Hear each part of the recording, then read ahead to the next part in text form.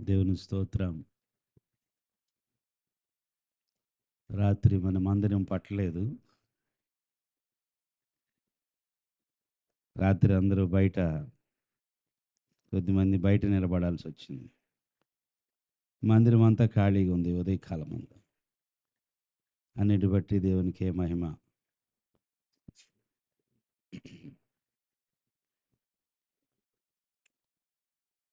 ప్రభువు కనికరిస్తే జనవరి 1 హాలిడే ప్రకటించాలి. మనం కూడా ప్రార్థన చేద్దాం. కొందరు ప్రయత్నం చేస్తున్నారు. మనం ప్రార్థన చేద్దాం. జనవరి 1 హాలిడే వచ్చిందనుకోండి, అందరూ 31 నైట్‌లో ఉన్నట్టుగానే ఫస్ట్ కూడా ఉండగలుగుతారు. కనీసం రెస్ట్ తీసుకోగలుగుతారు. మరి దేవుని బిడ్డల కోసమైనా ప్రభు మన రాష్ట్రంలో, మన దేశంలో అటువంటి కార్యం జరుగును గాక.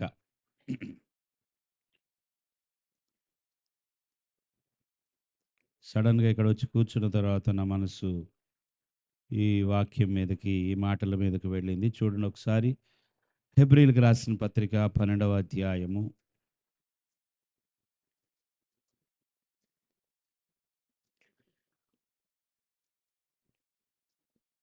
మొదటి 2 వచనాలు చదువుకుందాం. హెబ్రీయులకు రాసిన పత్రిక 12వ అధ్యాయము మొదటి 2 వచనాలు. చదవండి.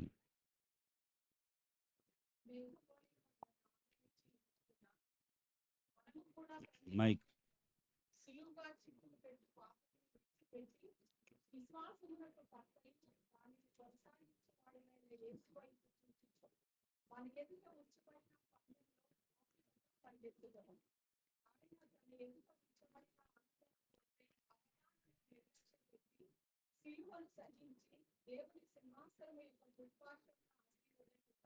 దేవునికి స్తోత్రం. మరొకసారి అందరం కలిసి చదువుదామా? ఇంత గొప్ప సాక్షి సమూహము మేఘము వలె మనలను ఆవరించి ఉన్నందున మనము కూడా ప్రతి భారమును సులువుగా చిక్కులు పెట్టు పాపమును విడిచిపెట్టి విశ్వాసమునకు కర్తయు దానిని కొనసాగించువాడునైన యేసు వైపు చూచుచు మన ఎదుట ఉంచబడిన పందెములో ఓపికతో పరిగెత్తుదము. ఆయన తన ఎదుట ఉంచబడిన ఆనందము కొరకై అవమానమును నిర్లక్ష్యము పెట్టి సిలువను సహించి దేవుని సింహాసనం యొక్క కుడి పార్శ్వమున ఆసీనుడై ఉన్నాడు. దేవునికి మహిమ. హల్లెలూయా.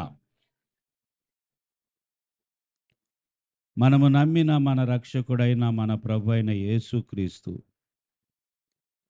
ఆయన సింహాసనాసీనుడై ఉన్నాడంట. దేవునికి స్తోత్రం.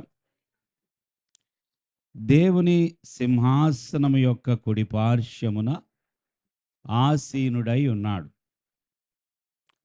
యేసు ప్రభు భూమి మీదకి వచ్చి మరలా తిరిగి వెళ్ళిన తర్వాత ఆయన తండ్రి కుడి పార్శ్వమున సింహాసనం మీద ఆసీనుడై ఉన్నాడు. దేవునికి స్తోత్రం. ఆయన ఈ భూమి మీదకి వచ్చినప్పుడు ఆయన జీవించిన ఆ జీవిత కాలములో మనవలే అనేక అవమానములు, కష్టములు ఆయన కూడా భరించాడు. దేవునికి స్తోత్రం. ఆయన ఎదుట ఉన్న దానిని చూశాడు, కానీ అనగా ఆయనకు రాబో యొక్క బహుమతిని చూశాడు, కానీ వెంటనే జరిగే ఆ అవమానాన్ని, నిందను, శ్రమను అయితే చూడలేదు. దేవునికి స్తోత్రం. ప్రభు దేని వైపుకు చూస్తున్నాడో గమనించితే ఇక్కడ ప్రభు అంట తన ఎదుట ఉంచబడిన ఆనందము కొరకై అవమానమును నిర్లక్ష్యపెట్టి సిలువను సహించి, దేవునికి స్తోత్రం, ఆయన ఆనందము అనగా రేపొద్దున ఫ్యూచర్లో, భవిష్యత్తులో ఆయన ద్వారా అనేకులు రక్షింపబడినప్పుడు ఆయన పొందుకునే ఆనందమును చూస్తున్నాడు. దేవుని స్తోత్రం. అందుకే ప్రభువు అవమానమును నిర్లక్ష్యపెట్టాడంట. సిలువను సహించాడు. దేవునికి స్తోత్రం. యేసు ప్రభు వైపు మనము చూస్తూ ఉండగా ఇది నేర్చుకోవాలి. దేవునికి స్తోత్రం. మనం ఏం చూస్తున్నాం? ఈ భూమి మీద ఉన్నంత కాలము కూడా మనకు ఎదురవుతున్న కొన్ని శ్రమలు, కష్టాలని మనం చూస్తూ ఉంటే ముందుకు వెళ్ళలేం. మన కొరకు సిద్ధపరచబడి ఉన్న భవిష్యత్తులో మనము ఏదైతే పొందుకోబోతున్నామో దానిని చూసేటటువంటి నేత్రాలు దేవుడు మనకు తెరుచును గాక. అనేక మంది ఇక్కడిక్కడే చూస్తున్నారు. అనేక మంది వారి మనసంతా కూడా ఇమ్మీడియేట్‌గా, అంటే వెంటనే జరిగే వాటి విషయంలోనే వారి చూపు ఉన్నది గానీ, దేవుడు చేయబోయే గొప్ప వాటి విషయంలో వారు చూసే మనసు లేదు. ఇంకా చెప్పాలంటే పైనున్న వాటిని చూసే మనసు లేదు. బయట వారికి లేనప్పుడు కనీసం లోపలున్న మనకైనా ఉండాలి గదా! యేసు ప్రభుని నమ్మని వారికి లేదు ఆ చూపు. మరి మనకైనా ఆ చూపు ఉండాలి కదా! మనము నిజంగా పైకి చూడాలంటే మొదట యేసు ప్రభు వైపు చూడాలి. దేవునికి స్తోత్రం. యేసు ప్రభు వైపు చూడాలి. యేసు వైపు చూసిన వారు పైకి చూడగలుగుతారు. హల్లెలూయా! యేసు ప్రభువును చూసినప్పుడు ఆయన ఈ తాత్కాలికమైన ఈ జీవితం, లేదా చూడండి, నాకు దీర్ఘాయుష్ కావాలి, అనేక సంవత్సరాలు జీవించాలి, నేను ఈ భూమి మీద ఎక్కువ కాలం ఉండాలి అనే కోరుకుంటాం కదా. కానీ యేసు ప్రభు 33.5 సంవత్సరాలకి ఈ భూమిని విడిచి వెళ్ళిపోయాడు. దేవుని స్తోత్రం. ఒక 77 సంవత్సరాల కన్నా సిలువ వేయబడితే వేయబడ్డాడు. యేసు ప్రభువు కూడా ఒక 80 ఏళ్ళలో 90 ఏళ్ళలో ఉండి అప్పుడు సిలువ వేయబడితే ఎలాగుండేదంటారు కదా. పర్వాలేదులే, ఆయన చాలా కాలం జీవించాడులే, దీర్ఘాయుషు ఆయన కలిగింది, భూమి మీద నుంచి వెళ్ళిపోయాడు, ఎలాగూ వెళ్ళిపోవాలి కదా అని మనం అనుకునేవాళ్ళం కదా. ఆయన ఏం తెలియజేస్తున్నాడంటే, నేను వచ్చిన పని ముగించి వెళ్ళడమే నాకు ప్రాధాన్యత. దేవునికి స్తోత్రం. నేను ఏ ఉద్దేశంతో ఈ భూమి మీదకి వచ్చి ఉన్నానో ఆ పని త్వరగా చేసి ఆ పనిని ముగించి వెళ్ళడమే. ఇక్కడే ఉండి ఏదో అనుభవించాలని, ఏదో పొందుకోవాలనే ఆశ ఆయనలో కనపడలేదు. దేవుని స్తోత్రం. అందుకేనంట మనము కూడా ఏం చేయాలో తెలుసా? ఇంత గొప్ప సాక్షి సమూహం, అంటే ఆ 11వ అధ్యాయంలో ఉన్న విశ్వాస వీరుల సమూహం గురించి మాట్లాడుతుందన్నమాట ఈ మాట. ఇంత గొప్ప సాక్షి సమూహము మేఘము వలె మనలను ఆవరించి ఉన్నందున మనము కూడా అందరు చెప్పండి ఆ మాట. మరొకసారి చెప్పండి. అది పైన ఉన్నటువంటి విశ్వాస వీరుల గురించి మనము వింటుండగా మనమేం చేయాలి? మనము కూడా ప్రతి భారమును సులువుగా చిక్కులు పెట్టు పాపమును విడిచిపెట్టాలి. దేవునికి స్తోత్రం. ఏం విడిచిపెట్టాలంట? ప్రతి భారమును. ఏం విడిచిపెట్టాలి? ప్రతి భారమును సులువుగా చిక్కులు పెట్టు పాపమును విడిచిపెట్టి ఏం చేయాలయ్యా? విశ్వాసమునకు కర్తయు దానిని కొనసాగించువాడునైనా యేసు వైపు చూడాలి. దేవునికి స్తోత్రం. ఎటు చూడాలి చెప్పండి? యేసు వైపు చూడాలి. ప్రతిరోజు యేసు వైపు చూడాలి. నేను ఈ సంవత్సరము ప్రతి దినము యేసు వైపు చూస్తాను అని చెప్తారా? ఈ సంవత్సరం అంతయు ప్రతి దినము ఎటు చూస్తారు? హల్లెలూయా! హల్లెలూయా! ఎటువైపు చూడమని దేవుడు కోరుకుంటున్నాడంటే మనము యేసు వైపే చూడాలంట. ప్రభువా, ఉదయం లేచిన తర్వాత మన చూపు యేసయ్య మీద ఉండాల. యేసు వైపు చూసినప్పుడు మాత్రమే ముందుకు వెళ్ళగలం. ఈ భూమి మీద ఇంకొక సంవత్సర కాలము మనము జీవించుటకు, ఈ నూతన సంవత్సరం అంతయు మనము ముందుకు వెళ్ళుటకు మనము ప్రభు వైపు చూస్తున్నప్పుడు మనకి తేలికవుతుంది. దేవుని స్తోత్రం. నీ భారము నా మీద మోపుము. ప్రతి ఒక్కరికి భారాలున్నాయి. అనేక భారాలతో మనము ప్రయాణం చేస్తూ ఉన్నాం. నడవలేక ముందుకు వెళ్ళలేక ఎన్నో భారాలు కదా. చూడండి, మనం ప్రతి భారమును ఇక్కడ కూడా చూసారా, మనము కూడా ప్రతి భారమును అనేక సార్లు మన భారాలు మనము మోయలేకపోవడాన్ని బట్టి మనము ద్వేషిస్తాం. అనేక మందిని ద్వేషిస్తాం, మన జీవితాన్ని ద్వేషిస్తాం. ప్రతి భారమును సులువుగా చిక్కులు పెట్టి పాపమును ఏం చేయాలంట? విడిచిపెట్టండి. అనవసరమైన భారములు మీరు మీదకి ఎత్తుకోవద్దు. సరే, ఒక ఉదాహరణ చెప్తానే. మీరు ఇంటి దగ్గర నుంచి చర్చికి వచ్చేటప్పుడు ఒక బైబిల్ తీసుకొని నడవడం తేలిక, లేకపోతే బైబిల్ తీసుకొని ఇటువైపు పిల్లోడిని ఎత్తుకొని ఇటువైపు ఇంకొక బ్యాగ్, ఆ పిల్లోడికి కావలసినవన్నీ ఇటు బ్యాగ్ తగిలించుకొని చర్చికి రావడం తేలిక?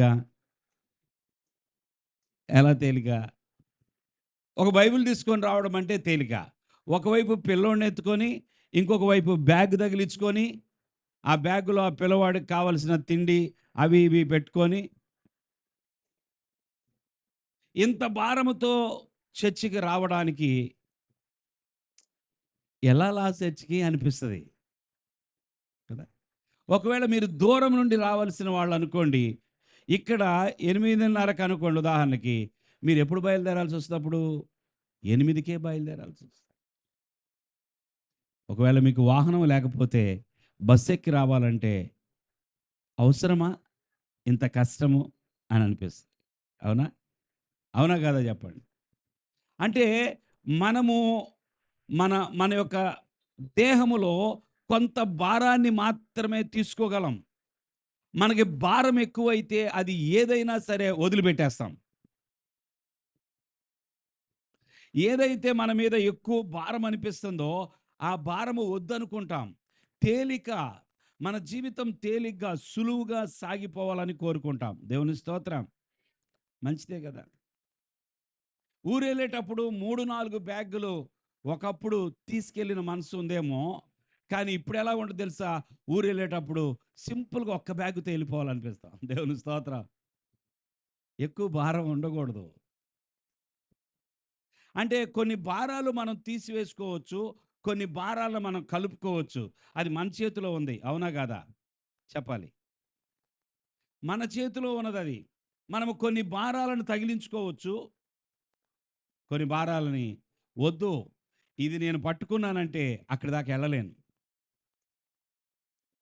ఇన్ని బ్యాగులతో నేను నడవలేను, అవసరమైతే ఇంకొక రోజు ఇంకొక బ్యాగ్ తెచ్చుకుంటా. దేవుని స్తోత్రం. నేను గురి దగ్గరికి చేరాలంటే కొన్ని భారాలు వదిలేసేయాలి. దేవుని స్తోత్రం. మన పరిస్థితి ఏంటంటే ఏది వదిలిపెట్టాం. మనం ఏంటి చెప్పండి? దేవుడు కావాలి. హల్లెలూయా. దేవుడు కావాలి. ఇంకేం కావాలి? మనం అనుకున్నవన్నీ కావాలి. అంటే తగిలించుకుంటున్నాం ఒకదాని తర్వాత ఒకటి. మీరైనా నేనైనా గుర్తుపెట్టుకోండి, దేవుడు అనుమతించని ఏ భారమైనా మనలను ముందుకు వెళ్ళనివ్వదు. దేవుడు అనుమతించినది అది ఎంత గొప్ప భారమైనా సరే మనం సులువుగా మోయగలం. దేవుని స్తోత్రం. కొన్ని భారాలను విడిచిపెట్టండి. నూతన సంవత్సరంలో మీరు దేవుని యొద్దకు రాలేకపోవడానికి లేదా మీరు దేవుని సన్నిధిలో గడపలేకపోవడానికి మీకు ఏమి అడ్డుగా ఉన్నాయో, ఆటంకంగా ఉన్నాయో ఆ భారాలను విడిచిపెట్టండి. ఈ మాట రాసుకోండి. దాని విషయంలో దేవుడు మరలా మాట్లాడతాడు మీతో. భారాలను విడిచిపెట్టండి. మనం ఎప్పుడు మన చూపు గమ్యం వైపు ఉండాలి. దేవునికి స్తోత్రం చెల్లిద్దాం. నేను ఒక సహోదరుడితో మాట్లాడుతూ 2 సార్లు ఈ విషయము జ్ఞాపకం చేశాను. ఆయన దాన్ని పెద్దగా పట్టించుకోలేదు. కానీ నా బాగా పరిచయంగా ఉన్న ఆ బ్రదర్‌తో నేనేమన్నానంటే, మీరు రాబోయే దినాల్లో ఎక్కువ ప్రాజెక్ట్స్ పెట్టుకోకండి అన్నా. మీరు ఒక ప్రాజెక్ట్ తర్వాత మరొకటి, ఈ ప్రాజెక్ట్ కంప్లీట్ అవ్వకముందే ఇంకొక ప్రాజెక్టు, అది కంప్లీట్ అవ్వకముందే ఇంకొక ప్రాజెక్టు. అర్థమవుతుందా? మీరు ఎక్కువ ప్రాజెక్ట్స్ పెట్టుకుంటున్నారు. అది మీకు క్షేమం కాదు. మీరు తగ్గించుకోండి. అవసరమైన ఒకటి, ఆ ఒకటి కంప్లీట్ అయినాక మరొకటి. ఎందుకంటే మీరు దేవునికి దూరం అయిపోతారు. ఎందుకు?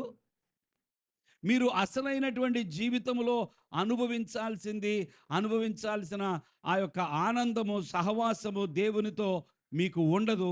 మీకెప్పుడైతే మీకు భారం పెరిగిపోయిద్దో మీరు ఆటోమేటిక్‌గా దేవునికి దూరం అయిపోతారు.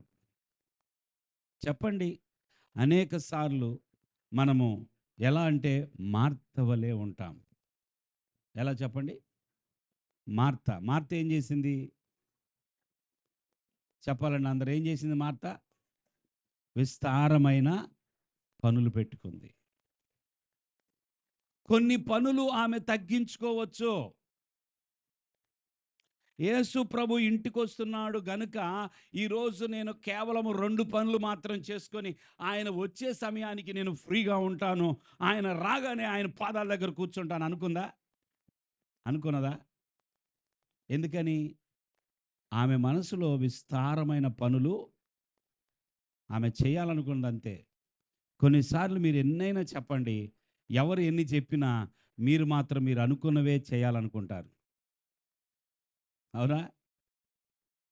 ఎంతైనా చెప్పండి. భర్త చెప్పనివ్వండి, భార్య చెప్పనివ్వండి, బిడ్డలు చెప్పనివ్వండి, లేకపోతే ఎవరి మాట వారు అనుకున్నదంతా చేయాలనుకుంటారు. అసలైన దానికి ప్రాధాన్యతను కోల్పోతారు. ఈ సంవత్సరం అలా జరగకూడదండి. దేవుని స్తోత్రం.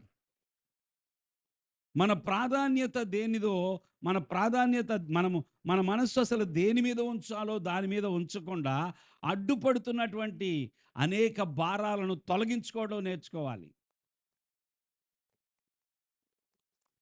భారాలు, బాధ్యతలు తప్పదు. నేనంటుంది భారములు. కొన్ని భారములుంటాయి. అవి మీకు మాత్రమే తెలుసు. మీరు చూసుకోగలిగితే మాత్రమే మీకు అర్థమవుతుంది. అవన్నీ నేను చెప్పలేను. దేవుడు చెప్తున్నాడు. ప్రతి భారమును సులువుగా చిక్కులు పెడతదంట. సులువుగా చెప్పండి అందరూ. ఏం పెడతదండి? సులువుగా చిక్కులు పెట్టే పాపం. నీ దగ్గరకొచ్చి మీరు చెప్పండండి, ఇదిగో మా ఇంట్లో ఇలా జరుగుతుంది అని పక్కింటోళ్ళొచ్చి ఏదో చెప్పారనుకోండి. మీరు వెంటనే నా దగ్గరికే గనక వచ్చారులే అని రాక రాక నా దగ్గరకొచ్చారంటే నేనెంత తెలివిగలదాన్ననో, లేకపోతే నేనెంత జ్ఞానము లేకపోతే నా గొప్పతనం చాలా ఉన్నది. అందుకే నా దగ్గరకొచ్చి చెప్పుకుంటున్నారని మీరు తొందరపడి వాళ్ళ ఇంటి గురించి, వాళ్ళ ఇంట్లో వాళ్ళ గురించి ఏదో ఒక జడ్జిమెంట్ పాస్ చేశారు.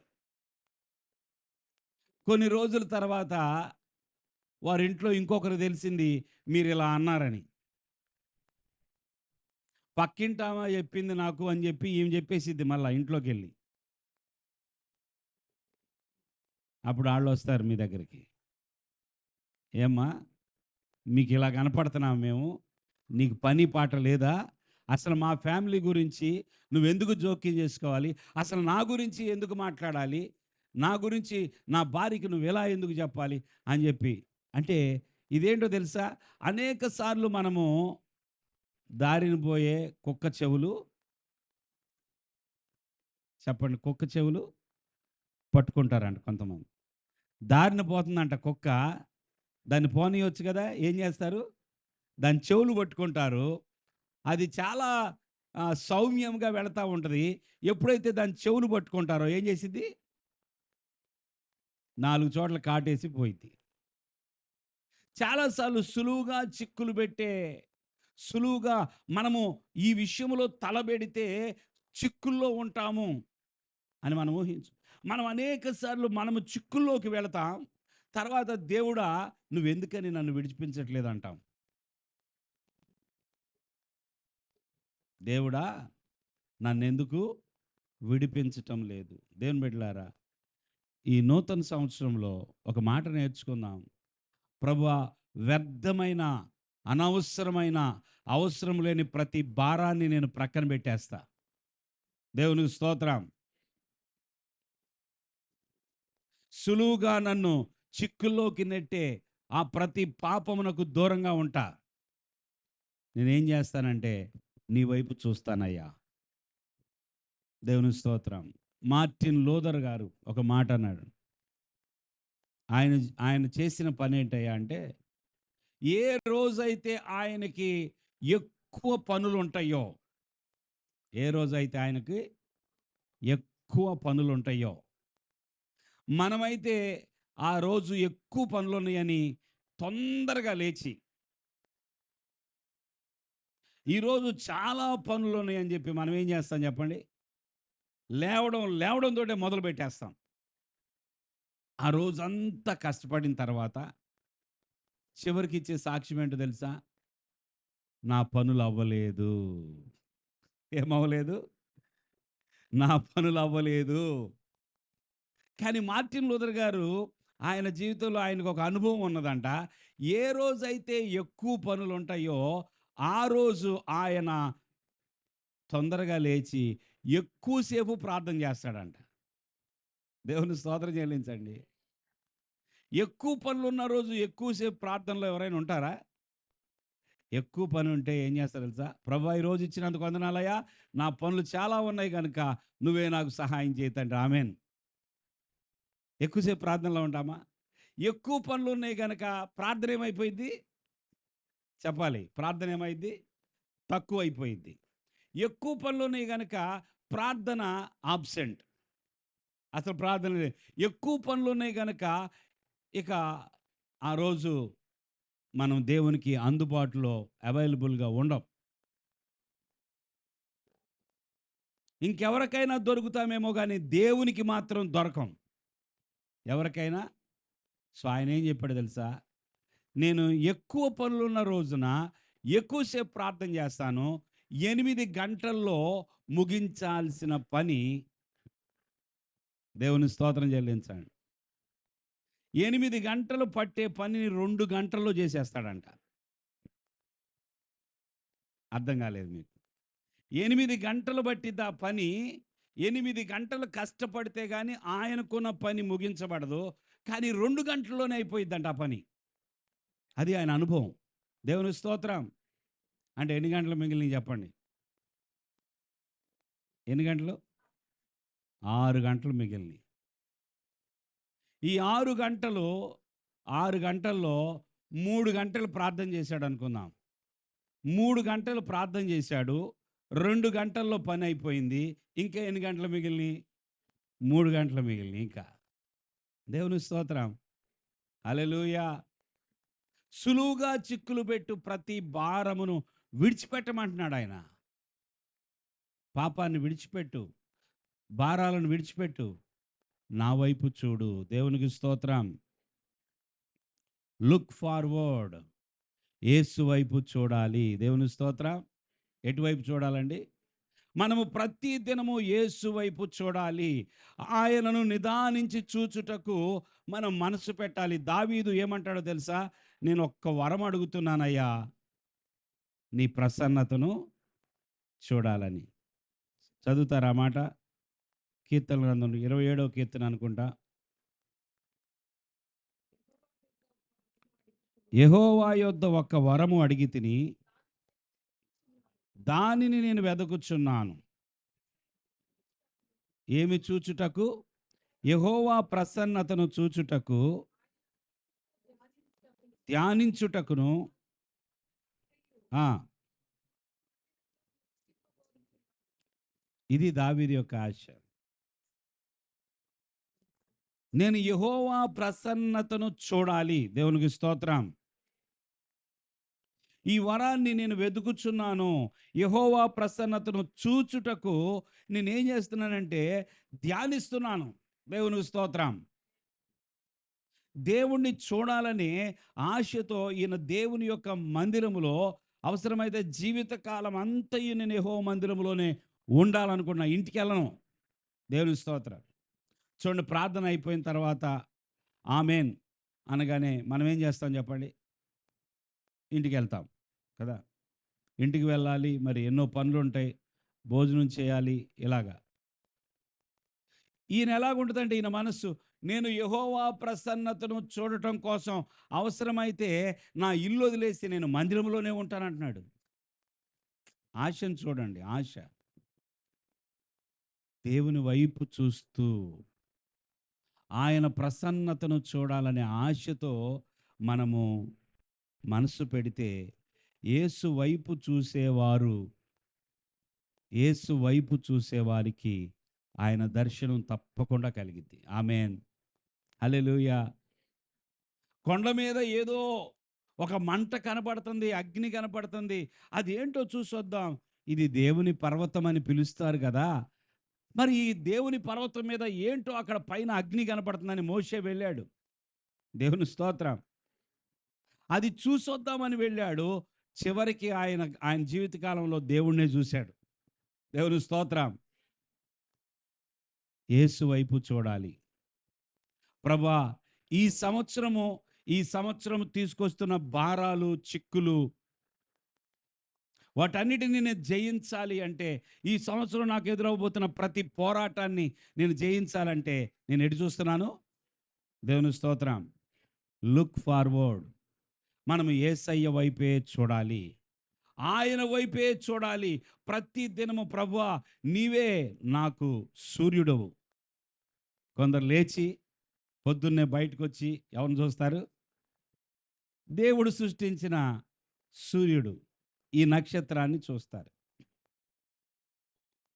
వాళ్ళకి ఎంత ఆనందమో. సూర్యుడు రాకపోతే వాళ్ళకి బాధ, అయ్యో సూర్యుడు ఇంకా రాలేదే అని. పొద్దున్నే లేచి సూర్యుడి వైపు చూడటం కాదు, మనం వెంబడిస్తున్న మన రక్షకుడైన ప్రభు అయిన యేసు వైపు చూడాలి. హల్లెలూయా, హల్లెలూయా. యేసు వైపు చూడాలి. మన ఎదుట ఒక పందెపు రంగం ఉందంట. ఇప్పుడు హై స్కూల్లో తప్పించుకొని ఉంటారు మీరు, లేదా కాలేజీలో కూడా కొన్ని తప్పించుకొని ఉంటారు. ఏంటి తప్పించుకునేది? అందరూ పరిగెత్తాలి 100 మీటర్స్ ఈరోజు అని చెప్పి ఆ డ్రిల్ సార్ ఉంటారు కదా, ఆ డ్రిల్ సారు, ఆ పీఈటీ చేపించేవాడు. వాళ్ళు అన్నప్పుడు ఆ రోజు అబ్బో ఈరోజు మాకు రన్నింగ్ రేస్ ఉంది, అసలు ఈరోజు స్కూల్కి వెళ్ళకూడదని. మనం అనేక రేసుని తప్పించుకోవచ్చు. అక్కడికి వెళ్తే నాకు ఈ పని చెప్తారని అక్కడికి వెళ్ళకుండా ఉండొచ్చు. నన్ను పరిగెత్తమంటారని ఆ పరిగెత్తేది మానేసేయచ్చు. కానీ జీవితం అనే పందెపు రంగంలో మాత్రం తప్పించుకునే అవకాశం లేదు. దేవుని స్తోత్రం. తప్పించుకుంటారు ఏమన్నా? ఈ జీవితంలో నీకంటూ ఒక పందెపు రంగం ఉన్నది. ఆ పందెపు రంగంలో నువ్వు పరిగెత్తాల్సిందే. నేను పరిగెత్తను అంటానికి లేదు, వీల్లేదు అసలు. టైం ఎలాగ ఆపలేమో మన రన్నింగ్ కూడా ఆగదు. దేవుని స్తోత్రం. హల్లెలూయా. పందెపు రంగంలో పరిగెత్తాల్సిందే. పరిగెత్తాలంటే ఎంత ఓపిక కావాలి, ఎంత శక్తి కావాలి? యేసు వైపు చూడాలి. హల్లెలూయా. ఎవరి వైపు చూడాలండి? అయ్యా నా వల్ల కాదు ఈ పందెపు రంగములు, ఇదిగో నా ఎదుట ఉన్న ఈ పందెపు రంగంలో నేను పరిగెత్తుచున్నాను ప్రభువా. నేను ముందుకెళ్ళాలంటే, నేను గమ్యము చేరాలంటే నీ వైపు చూడాల్సిందే. యెషయా భక్తుడు దేవుని మందిరానికి వచ్చి పరలోక దర్శనాన్ని చూస్తున్నాడు. దేవుని స్తోత్రం చెల్లించండి. 6వ అధ్యాయం యెషయా గ్రంథములో ముగించేస్తాను నేను నా మాటలు. ఈ ఒక్క మాట మన మనసులో పెట్టుకుందాం. చదవండి మొదటి వచనం నుండి. రాజైన ఉజ్జియా మృతి నొందిన సంవత్సరమందు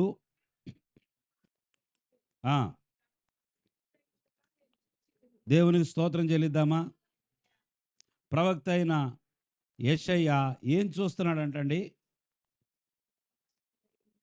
అత్యున్నతమైన సింహాసనం. దేవునికి స్తోత్రం. ఎవరికైనా చూడాలని ఆశ ఉన్నదా? ఏ సింహాసనం ఇది? అత్యున్నతమైన సింహాసనము నందు ప్రభువు ఆసీనుడయ్యుండుట. దేవుని స్తోత్రం. ఒక సింహాసనం కనబడుతుంది. అది అత్యున్నతమైన సింహాసనం. ఆ సింహాసనం మీద ప్రభు కూర్చొని ఉన్నాడంట. దేవునికి స్తోత్రం. నేను చూచి తిని. యేసు వైపు చూసే మనస్సు ఉన్నప్పుడు ప్రతి దినము నేను దేవుని చూడాలి, దేవుడే నాకు దిక్కు, దేవుడే నాకు సహాయం చేయాలని ప్రతి దినము మనము దేవుని మీద మనసు పెడితే దర్శనమే కలగొచ్చు, లేదా ప్రభువే స్వయాన మనకి ముఖాముఖిగా కూడా కనబడవచ్చు. అంత భాగ్యం ఉందా? దేవుడు చేయగలడు. దేవుని స్తోత్రం. చూడండి, ఈయన సింహాసనాన్ని చూస్తున్నాడు, వివరిస్తున్నాడు. ఇక ఆ కూర్చున్నటువంటి ఆ సింహాసనం మీద ఆసీనుడై ఉన్న ఆ ప్రభువుని గురించి వివరిస్తూ చూడండి, ఆయన చొక్కాయి అంచులు, దేవుని స్తోత్రం, ఆయనకి ఎలా కనపడుతుందో తెలుసా? ఆయన వేసుకున్న ఆ వస్త్రపు అంచులంట దేవాలయం అంతా నిండిపోయిందంట. దేవుని స్తోత్రం. ఆయన చొక్కాయి అంచులు దేవాలయమును నిండుకొని, ఆయనకు పైగా ఎవరున్నారు? శరాపులు నిలిచి ఉండిరి. ఒక్కొక్కరికి 6 రెక్కలు ఉండెను. లెక్క పెట్టేశాడు ఈయన. శరాపులు దూతలు కనపడగానే కెరూబు, శరాపు. దేవునికి స్తోత్రం. దేవుని దగ్గర బలమైన దూతలు కదా వీళ్ళు. శరాపులు ఎప్పుడు ప్రభు ప్రక్కనే ఉంటారు. ఎవరుంటారు? శరాపులు. ఆయనకు పైగా శరాపుల నుంచి ఒక్కొక్కరికి 6 రెక్కలు, ప్రతివాడు 2 రెక్కలతో తన ముఖమును రెంటితో తన కాళ్ళను కప్పుకొనుచు రెంటితో ఎగురుచుండెను. వారు సైన్యములకు అధిపతి యెహోవా పరిశుద్ధుడు, పరిశుద్ధుడు, పరిశుద్ధుడు, సర్వలోకము ఆయన మహిమతో నిండి ఉన్నదని గొప్ప స్వరముతో గాన ప్రతిగానములు చేయుచుండిరి. ఈయన చూస్తున్న ఈ దర్శనములో సింహాసనం కనపడుతుంది, ప్రభువు కనపడుతున్నాడు, శరాపులు కనపడుతున్నారు. దేవుని స్తోత్రం చెల్లించండి. ఒకరి మనస్సు దేవుని మీద ఉన్నప్పుడు ఎప్పుడు ఎవరు కనపడతారో, ఏమేమి చూస్తారో వారికి తెలియదు. దేవుడు అనుమతించితే పరలోకం అంతా చూడొచ్చు. హల్లెలూయా. ఈ భూమి మీద ఉన్న యెషయా భక్తుడు పరలోకమందున్న విషయాలన్నిటినీ ఆ దర్శనంలో చూస్తున్నాడు. అంటే ఎంత దూరం వెళ్ళిపోయిందో తెలుసా ఈయన కందృష్టి? మనం ఎంత దూరం చూడగలం చెప్పండి? ఇక్కడి నుంచి క్లియర్గా అంటే ఎంత దూరం చూడగలం? 100 మీటర్లు క్లియర్గా. మరీ క్లియర్ కాదు, కొంత. ఇంకో 200, 300 దాటగానే చూడలేము. అసలు ఏమొస్తుందో తెలియదు ఇంకా దూరంలో ఉన్నప్పుడు. రాత్రులు అయితే ఇంకా అసలు ఏం కనపడదు. ఈయన భూమి మీద ఉన్నాడు, కానీ ఈయన చూస్తుంది పరలోకాన్ని. దేవుని స్తోత్రం. ఆకాశ మహాకాశాలు తెరవబడ్డాయి. ఈయన ప్రభువుని చూస్తున్నాడు, అత్యున్నతమైన సింహాసనాన్ని చూస్తున్నాడు. ఈ సంవత్సరంలో అలాంటి దర్శనాలు మనకు కలుగును గాక. నిజంగా ఆశపడిన వారందరూ కూడా ఒక పని చేయండి. ప్రతిరోజు ప్రభువా నిన్ను చూడాలని ఉందయ్యా, ప్రభువా, నిన్ను చూడాలని ఉంది, నాకు నీ దర్శనం అనుగ్రహించు. దేవుని స్తోత్రం. ప్రభు, నిన్ను చూసి ముందుకెళ్తానయ్యా, నిన్ను చూసి వెళతాను. చూడండి, చాలామంది విచిత్రం, ఇంత డెవలప్ అయినా కూడా టెక్నాలజీ జ్ఞానం ఎంత పెరిగినా, అనేక విషయాల్లో మార్పు వచ్చిన, ప్రయాణం చేసే ముందు ఎవరిని చూస్తారు? ఇంట్లో నుంచి బయటికి వెళ్ళేటప్పుడు ఎవరిని చూస్తారు చెప్పండి? భార్యను కానీ, పిల్లల్ని కానీ, అరే నువ్వు నా ఎదురురా అంటారు. ఈలోపు గబుక్కున ఎవరైనా వేరే వాళ్ళు ఎదురొచ్చారనుకోండి, బండి స్టార్ట్ అవ్వదు. ఉండొచ్చు ఇక్కడ కూడా మీలో కొద్దిమంది. మీరు బయలుదేరేటప్పుడు ఎవరినో చూస్తే ఎవరినో చూస్తే మేలు జరిగిద్ది అనే నమ్మకం కదా. మన ఎదుట వచ్చే వాళ్ళు ఎవరు? మన భార్య అవ్వచ్చు, బిడ్డలు అవ్వచ్చు. వాళ్ళు మన ఎదుట వచ్చినంత మాత్రాన వారు మన మన మన మీద పొంచి ఉన్న ఆపదను తప్పించగలరా? ఏంటో మన నమ్మకం అంతే. వాళ్ళు ఎదురొస్తే చూడాల్సిన ఆయనను చూడనప్పుడు ఇలాంటి పిచ్చి నమ్మకాలన్నీ వస్తాయి. పిల్లి ఎదురొచ్చిందనుకోండి, వెళ్తారా ముందుకి? అది కూడా నల్ల పిల్లి ఎదురొచ్చిందనుకోండి, ముందుకు వెళ్తారా? వెళ్ళరు. ఒక విధవరాలు ఎదురొచ్చిందనుకోండి, వెళ్తారా? పొద్దున్నే లేచి ఒక విధవరాలు ముఖం చూడటానికి ఇష్టపడరు ఈ సమాజం కదా. ఆమెకు ఒకప్పుడు భర్త కలిగిన ఆమె, రేపొద్దు నువ్వు విధవరాలు అవుతావు భర్త ముందు వెళ్ళిపోతే. కానీ ఆమెని చూడటానికి ఇష్టపడరు. ఎన్ని విచిత్రమైన చిక్కులు ఉన్నాయో ఈ లోకంలో. దేవునిని చూడని వారు దేనిని చూసినా ప్రయోజనం లేదు. యేసు వైపు చూసేవారు ఏది ఎదురొచ్చినా బాధ లేదు, వారు పందెపు రంగంలో ముందుకెళ్ళిపోతారు, గమ్యం చేరతారు. దేవుని స్తోత్రం చెల్లించండి. ఈరోజు నేను అనుకున్నదంతా సాధించాలి అంటే, ఈరోజు నేను అనుకున్నదంతా నా జీవితంలో జరగాలి అంటే, నేను మొదట లేచి నా ప్రభువుని చూస్తాను. హల్లెలూయా. మొదట లేచిన వెంటనే నా ప్రభు వైపుకు చూస్తాను. నా ప్రభు వైపుకు చూస్తే నాకు ఈరోజు నా నా ఎదుట ఉన్న ఈ పందెపు రంగము నాకు సులువైపోయిద్దనే నమ్మకంతో బయలుదేరాలి. దేవుని స్తోత్రం. ప్రతి దినము మనము యేసు వైపు చూడాలి. చెప్పండి, ప్రతి దినము యేసు వైపు చూడాలి. మనము ప్రతి దినము యేసు వైపు చూసినప్పుడు ఆటోమేటిక్గా ఆ పైనున్న ఆ పరలోక సంబంధమైన విషయాలు మనకి గ్రహింపుకు వస్తాయి. పరలోక సంబంధమైన విషయాలు అర్థమవుతాయి, తేటమవుతాయి. మనం యేసు వైపు చూసినప్పుడు రెండవది, మన వైపు కూడా కళ్ళు మనకి తెరవబడతాయి. దేవుని స్తోత్రం. ఆయన్ని చూడగానే మనమేంటో కూడా మనకు కనపడిద్ది. దేవుని స్తోత్రం చెల్లించండి. ఎవరు దేవుని వైపు చూస్తారో వారు వారి లోపలికి చూసుకోగలుగుతారు, మిగతా వాళ్ళు చూసుకోలేరు. దేవుని వైపు చూసేవారు లోపలికి చూస్తారు, లోకం వైపుకు చూసేవారు బయటికే చూస్తారు, లోపలికి ఎప్పుడూ చూసుకోలేరు. యెషయా ఈ దర్శనం పొందగానే ఇంత చక్కగా వివరించాడు కదా. ఏమని? సింహాసనం కనపడుతుందని, ఇంకా ఎవరు? ప్రభు కూర్చొని ఉన్నాడని, ఇంకా చెప్పాలి. ఆయన చొక్కాయి లేదా ఆయన ఆయన వస్త్రం యొక్క అంచులు ఏమైనాయి? దేవాలయం నిండిపోయిందని, ఇంకా శరాపులు ఉన్నారని, వారికి 6 రెక్కలు ఉన్నాయని, వారు కూర్చో తల్లి, మాటలు విని, దేవుని మాటలు విని. వారు ఏం చేస్తున్నారు? ఎగురుతూ 2 రెక్కలతో కప్పుకుంటూ పరిశుద్ధులు పరిశుద్ధులు. ఇవన్నీ చూశాడు కదా. ఇవన్నీ చూసిన యెషయాకి ఇంకా ఏమి కనబడింది?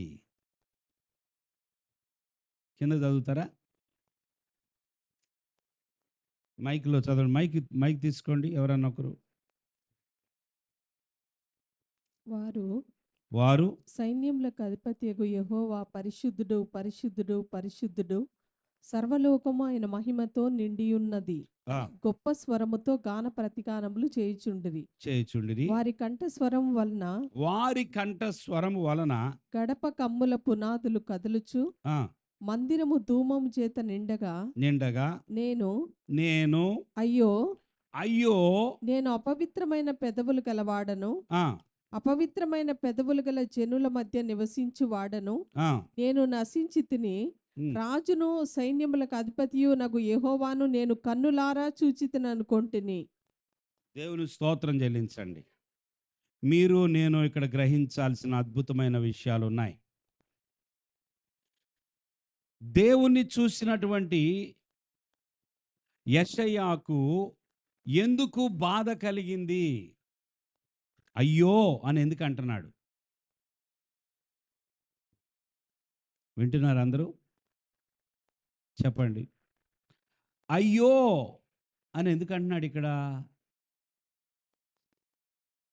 నేను ఇంతకుముందు చెప్పిన మాట మీరు కనెక్ట్ అవ్వాలి. ఆయన వైపు చూసినప్పుడు ఈయనేంటో కనబడుతుంది. దేవునికి స్తోత్రం చెల్లించండి. దేవుని వైపు చూసే వారికి వారేమై ఉన్నారో అర్థమవుతుంది. లేకపోతే అంత మాయలోనే జీవిస్తారు. నేను చాలా నీతిమంతుణ్ణి, పరిశుద్ధుణ్ణి, గొప్పవాణ్ణి, మంచివాణ్ణి అన్నట్లే ఉంటుంది. మనము దేవుని వైపు చూసి ఆయన దర్శనము పొందేంత వరకు, ఆయన వైపు నిజంగా చూసినప్పుడు మాత్రమే మన వైపు మనము చూసుకోగలుగుతాం. మరొక నేత్రం తెరవబడుతుంది. అయ్యో అంటున్నాడు. ఎవరు? ప్రవక్త. ఆయన ఎవరు? ప్రవక్త, దైవజనుడు. ఈ దైవజనుడు అయ్యో అని కేకలేస్తున్నాడు.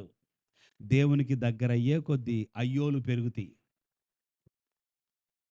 మీరు అసలు స్పందించట్లా. రాత్రి దెబ్బ ఇంకా కొంతమందికి చెప్పండి. దేవుని స్తోత్రం. మనం ఆయనకి దగ్గర అయ్యే కొద్దీ మన గురించి మనం అయ్యో అమ్మో నేను చాలా చాలా మంచివాడిని అనుకున్నాను, చాలా గొప్పవాడిని అనుకున్నాను. అయ్యో ఆయన మనకి రివీల్ అయ్యే కొద్దీ, ఆయన కనబడే కొద్దీ, ఆయన పరిశుద్ధత మనకి మనకి విడుదలయ్యే కొద్దీ తెలిసేంతవరకు ప్రతిరోజు బయలుపరచబడుతూ ఉండగా అయ్యో అయ్యో ప్రభువా అని అంటాం. అనాలా? ఆయన వైపు చూసిన వారు తమ వైపు చూడగలుగుతారు. దేవునికి స్తోత్రం. ఎదుటి వాళ్ళ వైపు చూడటం మనకి తేలికే. మొన్న వింటున్నాం, మళ్ళీ ఇక దాని గురించి చెప్పను. ఎప్పుడూ కూడా ప్రక్కనున్న వ్యక్తిని చూడటం మనకి చాలా తేలిక. ఇదిగుదిగుదిగు నీ కంట్లో ఏముంది? నలుసుంది అంటామంట. ఏముంది కంట్లో? నీ నలుసు తీసేసుకో. ఇదిగో నలుసుంది, నీలో నలుసుంది, నీలో లోపం ఉంది. కానీ వీని కంట్లో, చెప్పేవాడి కంట్లో ఏముంటుందంట? దూలమే ఉంటుందంట. మనము మొట్టమొదట బయట చూడాలనుకుంటాం. కాదు కాదు, మొదట మనం దేవుని చూడాలి. తర్వాత దేవుడు మనల్ని మనకు చూపిస్తాడు. దేవునికి స్తోత్రం. యేసు వైపు చూసిన వారు తమ వైపు చూసుకోగలుగుతారు. చూసుకోవాల్సిన బాధ్యత ఉన్నది. ఈయన ఏమన్నాడు తెలుసా? అయ్యో ఆ, నేను అపవిత్రమైన పెదవులు గలవాడను. ఆగండి. ఏమున్నాయంట ఆయనకి? చెప్పాలండి. మన భక్తి ఎందుకు పోయిద్దంట? భక్తి మన భక్తి ఎప్పుడు పోయిద్ది? వ్యర్థమైపోద్ది. మన భక్తి ఎప్పుడు వ్యర్థమైపోద్ది? మన భక్తి ఎంత భక్తి అయినా సరే, రోజు పొద్దున్నే ఉదయకాలం మనం 3 గంటలకు లేచి ప్రార్థన చేసిన, 6 గంటలకు లేచి ప్రార్థన చేసిన, ఉపవాసాలు ఉంటున్నప్పటికీ, దేవుని వాక్యాన్ని అనుదినం ధ్యానిస్తున్నప్పటికీ మన భక్తి ఎప్పుడు వ్యర్థమైపోద్ది? ఎన్నోసార్లు అది మేము చెప్తా ఉంటాను, మీకు జ్ఞాపకం రావట్లా. చెప్పాలి నోటి మాటలు. యాకోబు భక్తుడు అంటాడు, ఎప్పుడు వ్యర్థమైపోయిందండి? మాటలు.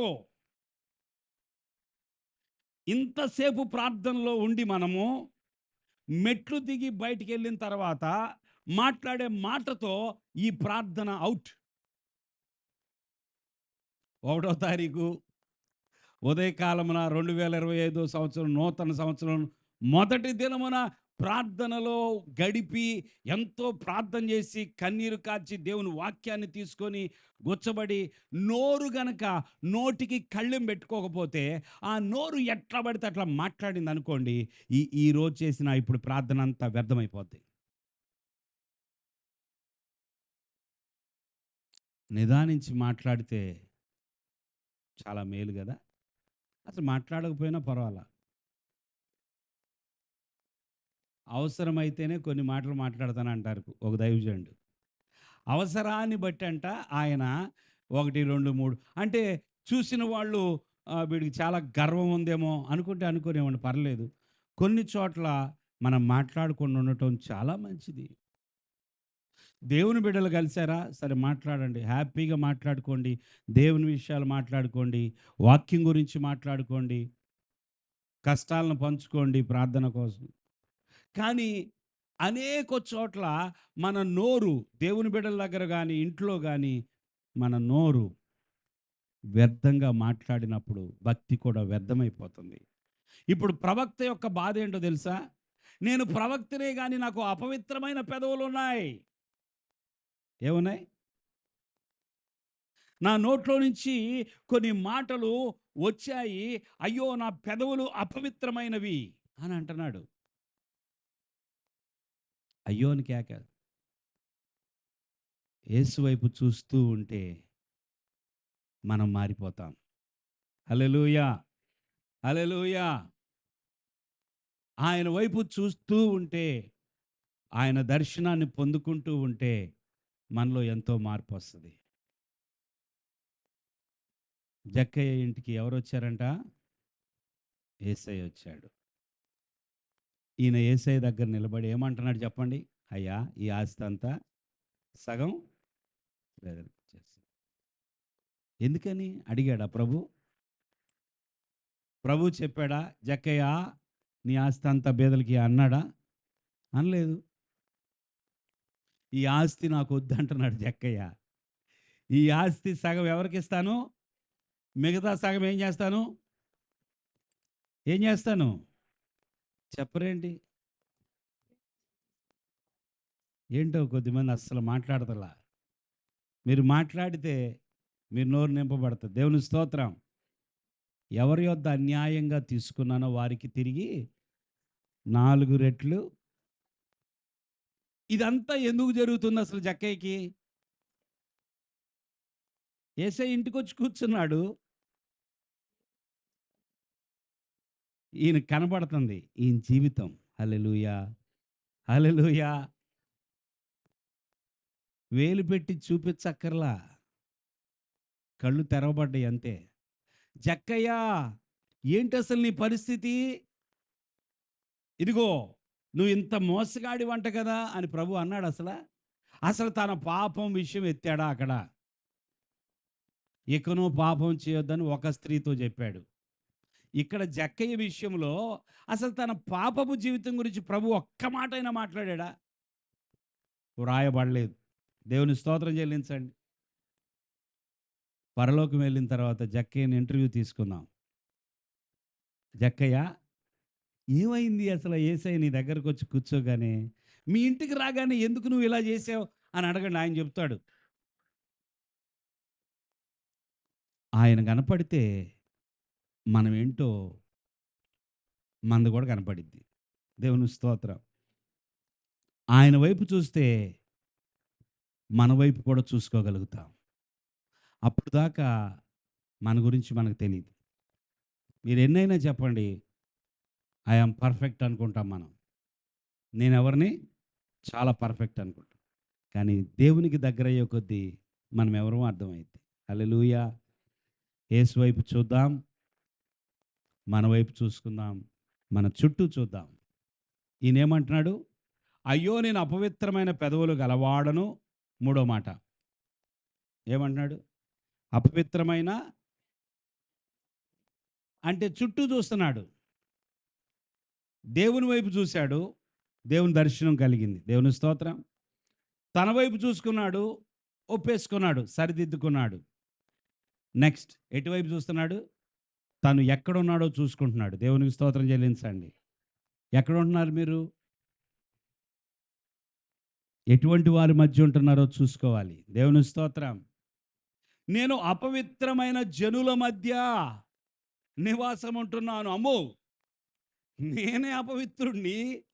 మళ్ళీ పోయి నేను ఎక్కడ ఉంటున్నాను? అపవిత్రమైన జనుల మధ్య నివాసం ఉంటున్నాను.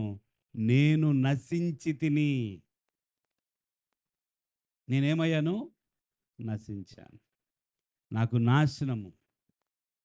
ఎందుకంటే నేను ఉన్న స్థలం అది. నేను వారి మధ్యలో ఉంటున్నాను. ఎందుకంటే నా లోపల అపవిత్రత ఉన్నది. నేను నశించాను. దేవుని వైపు చూడాలి. మన వైపు చూసుకోవాలి. మన చుట్టూ చూడాలి. దేవుని స్తోత్రం. ఆయన వైపు చూడాలి, మన వైపు చూడాలి, మన చుట్టూ చూడాలి. 3 మాటలు చెప్పండి. మన వైపు చూసుకోవాలి, మన చుట్టూ చూసుకోవాలి. మనం ఎక్కడున్నామో, ఎలాగున్నామో, ఏ స్థితిలో ఉన్నామో మనం చూసుకోవాలి. ఈ ప్రయాణం సులువైపోయింది. హల్లెలూయా. వెనక్కి మాత్రం చూడాల్సిన అవసరం లేదు. వెనక్కి చూడాల్సిన అవసరం లేదు. ఒక స్త్రీ వెనక్కి చూసింది. లోతు భార్య. ఆమె పేరు లేదు. ఆమె పేరుందా బైబిల్లో? ఎవరి భార్య? లోతు భార్య. వెనక్కి తిరిగి చూసి, చూడొద్దమ్మా, ముందుకే వెళ్ళిపోండమ్మా, వెనక దేవుని ఉగ్రత కుమ్మరించబడబోతుంది, దేవుడు శిక్షించబోతున్నాడు, దాన్ని మీరు చూడకూడదు. మీరు వెళ్ళాల్సిన స్థలం వైపు చూస్తూ ముందుకు వెళ్ళిపోండి అంటే ఏం వెనక్కి తిరిగింది. ఉప్పు స్తంభం అయిపోయింది. ఏమైపోయింది? వెనక్కంటూ తిరిగితే వెనకైనా ముందైనా ప్రభు ఉన్నాడనే చూడాలి. దేవుని స్తోత్రం. వెనక్కంటూ తిరిగి చూస్తే ప్రభు నీ కొరకు చేసిన ఆ సిలువ తప్ప ఇంకేది కనపడకూడదు. సిలువను చూడటానికి మాత్రమే నా ప్రభు నా కొరకు మరణించాడు. దేవునికి స్తోత్రం. దాన్నే చూడాలి. లేదంటే అసలు వెనక్కే చూడాల్సిన అవసరం లేదు. ముందున్న వాటి కోసం వేగిర పడాలంట. ఆ మాట చెప్పండి. ముందున్న వాటి కోసం వేగిరి పట్టమంటే ముందున్న వాటిని పొందుకోవడం త్వరగా నేను దేవునిలో ఎదగాలి, త్వరగా దేవుని విషయాలన్నీ సంపాదించుకోవాలి, త్వరగా నేను పరలోక సంబంధమైన వాటిని సొంతం చేసుకోవాలని వేగిరపడాలా ముందున్న వాటి కోసం. అందుకని ముందుకే చూద్దాం, వెనక చూడొద్దు. దేవుని స్తోత్రం. ముందుకే చూద్దాం. ఆ ముందుకు చూసేటప్పుడు యేసునే చూద్దాం, యేసయ్యనే చూద్దాం. హల్లెలూయా. ప్రభువా, నిన్ను చూసే నేత్రాలు, నిన్ను చూసే కన్నులు నాకు దయచే ప్రభువా. ఈ సంవత్సరము ఎలాగుంటుందో అని నేను భయపడను. నీ వైపు చూస్తూ ముందుకెళ్ళిపోతా. హల్లెలూయా. భయపడుతున్నారు ఎవరైనా? చెప్పండి, ఎవరైనా భయం వేస్తుందా? విశ్వాసమునకు కర్తయు దానిని కొనసాగించువాడునైనా యేసు వైపు చూచుచు. హల్లెలూయా. ముందేమున్నదో అని భయం వద్దు. ఏదున్నా పర్లా, మనం యేసు వైపు చూస్తూ విశ్వాసంతో ముందుకు వెళ్దాం. అవిశ్వాసానికి చోటు ఇవ్వద్దు. హల్లెలూయా. అవిశ్వాసమునకు చోటు ఇవ్వద్దు. దేని విషయంలో భయపడాల్సిన అవసరం లేదు. నాకు ప్రభువు ఉన్నాడు, నేను ఆయన వైపు చూస్తూ ముందుకు వెళ్ళిపోతాను. చదువుకునే వారికి, స్టడీస్లో ఉన్న వారికి ఒకవేళ భయం వేయవచ్చు. అమ్మో, నాకు ఈ సంవత్సరం ఇంకా టఫ్, ఇంకా కొత్త సబ్జెక్టులు వస్తున్నాయి కదా, భయం వేయవచ్చు. కానీ ఎటు చూడాలి? చదువు విషయంలో ఎటు చూడాలి? దేవుని వైపు చూడాలి. వ్యాపారం విషయంలో ఎటు చూడాలి? పోయిన సంవత్సరం కంటే ఈ సంవత్సరము ఇంకా డౌన్ అవ్వబోతుందనే మాట మీరు విన్నారనుకోండి, ఎటు చూడాలి? ఉద్యోగస్తులు ఎటు చూడాలి? ప్రతి దేవుని బిడ్డ దేవుని వైపు చూస్తూ ఉండగా ముందుకు వెళ్ళగలుగుతాం. ముందుకే చూద్దాం, వెనక్కి చూడొద్దు. దేవుని వైపు చూసిన వారికి తమ వైపు చూసుకుంటారు. తమ వైపు చూసిన కాదు, చుట్టూ చూస్తారు. దేవుని స్తోత్రం. అప్పుడు ఏం చేయాలో, ఎలా ముందుకెళ్ళాలో అర్థమవుతుంది. మనము గుడ్డివారంగా కాకుండా మెలకువగల వారంగా ప్రభు సన్నిధిలో కొనసాగుదాం. దేవునికి స్తోత్రం. తల వంచండి.